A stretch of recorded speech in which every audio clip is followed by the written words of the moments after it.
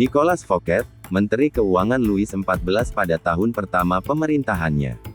Ia adalah seorang pria dermawan yang menyukai pesta mewah, wanita cantik dan puisi.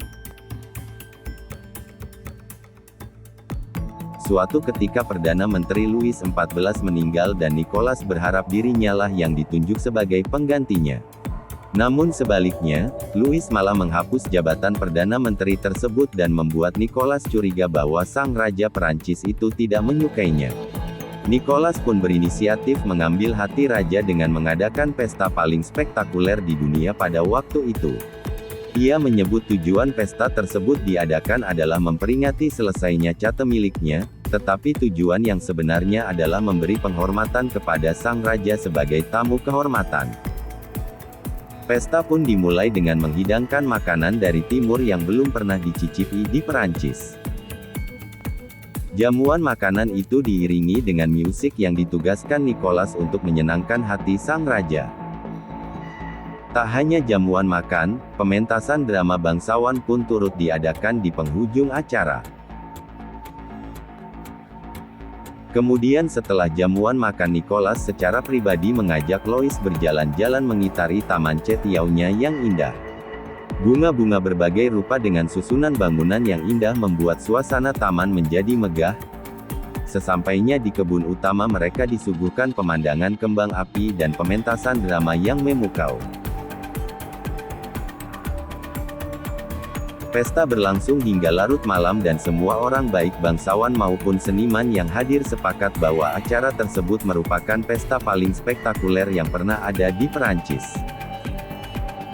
Bahkan air mancur catenya menjadi inspirasi untuk Istana Versailles kelak.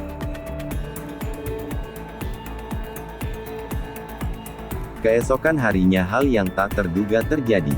Nicolas Fouquet ditangkap oleh kepala masketir Raja d'Artagnan.